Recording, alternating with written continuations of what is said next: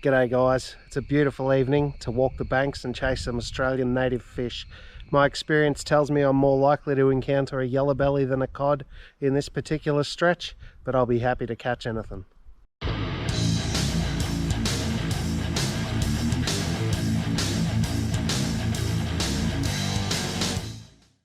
And the water's a bit higher and faster than I was expecting. Still a good level of clarity though. I can probably see a foot to a foot and a half down into the water, so they'll have no problem finding my lure. And because this is predominantly dominated by yellow belly rather than Murray Cod, I've gone for a smaller lure to start off with. That's the OLIGHT 60mm plough. Just put a couple in close quarters here, not like that, that was a pretty silly cast. But I'll put a couple into this corner, that's better. Caught a yellow belly there a few times, just hiding from the current, waiting for the food. Not usually when the water's this high though, so might not be the same today.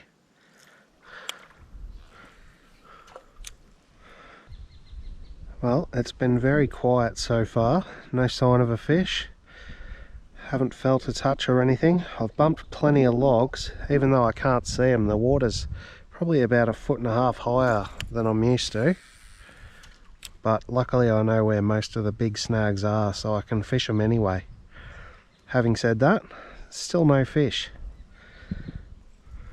Normally I wouldn't fish this side of the log because it's only 6 inches deep, but that's 2 feet deep now because of the extra water coming through, and would be the perfect place for a hungry yellow belly to sit. Well, I've been fishing for about an hour. I've just crossed the river and I'm on to the next section. I fished this part in 3 sections. Each takes about an hour. This will be a 3-hour trip, which is good because there's only about 2 hours worth of daylight left. Let's hope that the sun setting can get the fish switched on.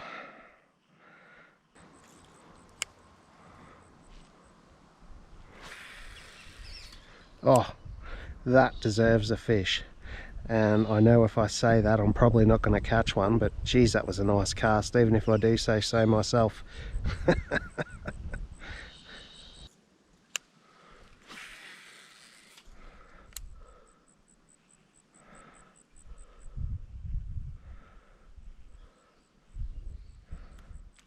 Oh, that's a hit. That's, yes, got him. Oh, I just paused it after that first hit. Oh, that's a hit. Yes, got him.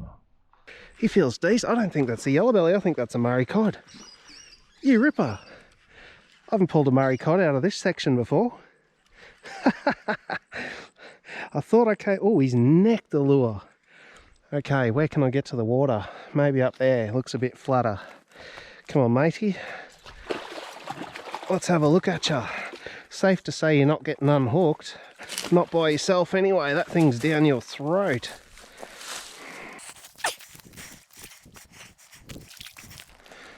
As I was saying, I felt what I thought was coming over a log, but then I felt it again, but with a bit of a pull, so I just paused the lure. He hit it twice more and then hooked up. You beauty. Oh, he's bleeding. Oh no, he is profusely bleeding. All right, let me get to...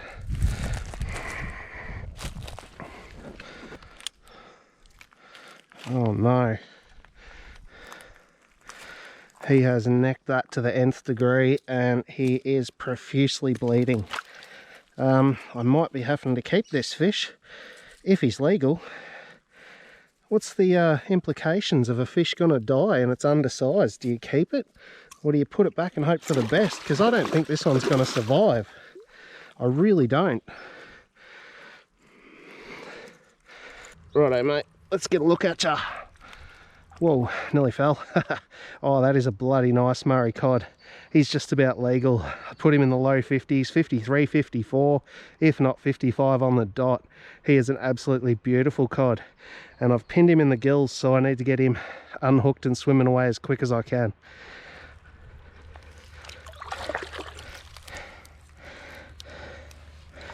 All right, buddy. Oh, look at that. Unhooked, and he was always bleeding a little bit. We'll wash that. One very quick last look. Murray Cod, right on being legal, but he's going to swim away. Oh, look at that. Oh, can I let him go?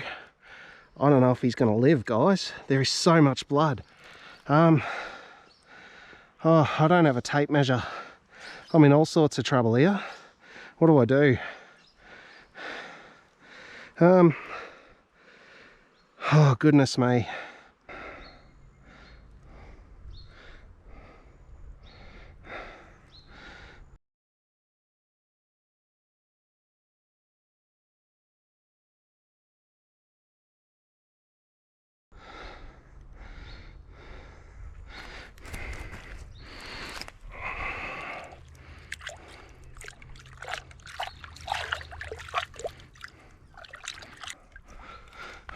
Rightio, I managed to get the hooks out. There is a little bit of blood, but not too much. I reckon he'll be all right. Let's get him swimming as quick as I can. Sorry if there's water on the lens. He gave me a bit of a splash during the unhooking procedure. All right, mate. Thanks for playing. See ya. Well, he didn't float up, so that's a good start. Oh, there you go. He went in that direction. I saw his boil. Hopefully he'll be all right. But if I see him splashing around on the top on the way back to the car or floating, I'll happily take him home for a feed. He would have been legal, I reckon. But I've done the right thing, just in case, because I couldn't get a measure. There was a bit of blood, but hopefully he'll be all right. Well, I've just spent the last 5 or 6 minutes having a cold drink of water, changing the GoPro battery, repacking up my backpack, and I've seen absolutely no sign of a fish in distress. Now, it's probably the first time I've caused that much harm to a Murray Cod accidentally, but I've seen plenty of redfin and yellowbelly get hooked too deep, and you put them back, and by now they're up flopping around on the surface, having all sorts of issues, but I've seen no signs of a distressed fish. I'm a very happy man. I'm sure he'll be fine, and I'll come back and catch him again next time when he's bigger. Well, that's the first Murray Cod I've ever pulled out of this particular hole. Pretty happy with myself, to be honest. Oh, that was amazing. He hit that 3 times, I reckon, and I've just kept it paused, and he eventually just took it. Deep as anything. But I'll keep fishing in this hole for another probably 5 minutes or so. There's plenty of water to cover.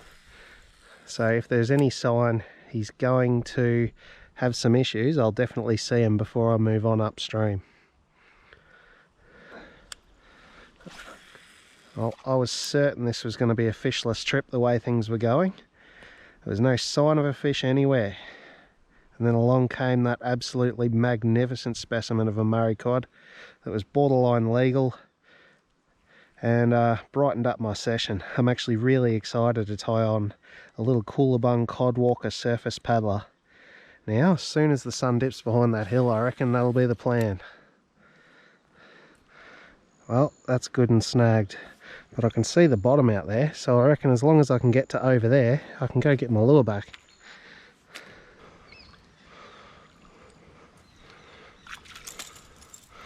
There we go. That's how you do it. And it's a lot shallower here than I thought it was, to be honest with you. While I'm here, put in a few nice little accurate casts up against that tree stump. Well, the base of the tree. It's not really a stump, it's a whole tree. But I don't know, something about that looks very fishy in under there. I said under there, not in there.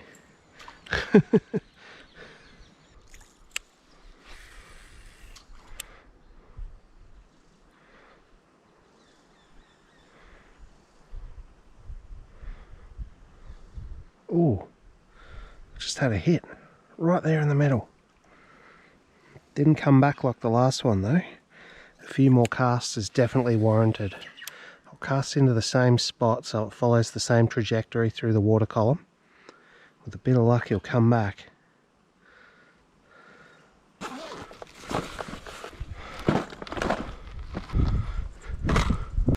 Righto, we have reached the hour of power, the golden hour.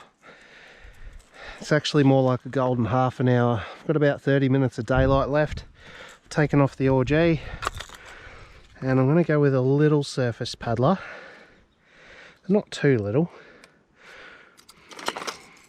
My pink Coolabung codwalker should do the trick. It's got a chance of picking up a yellow belly as well.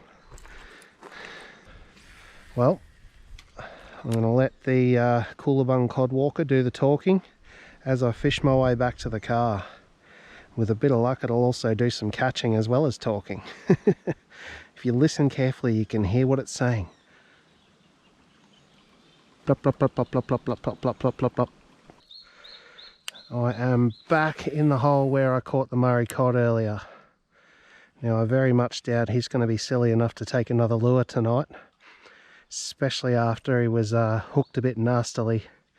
But you never know. It's a big, deep bit of water, this hole. Could be another cod hanging around. Well, nearly back at the car. No more fish. Just using the light of my little i3T titanium OLIGHT torch to make sure I don't step on a snake. If you want to buy one of these from the OLIGHT store or anything else from the OLIGHT store, make sure you use the code RKJ10 to save 10%. They are ripper little gadgets. But hopefully you enjoyed the video, guys. Just the one cod, but I'm a very happy man, as I am when I catch any fish. Catch us next time.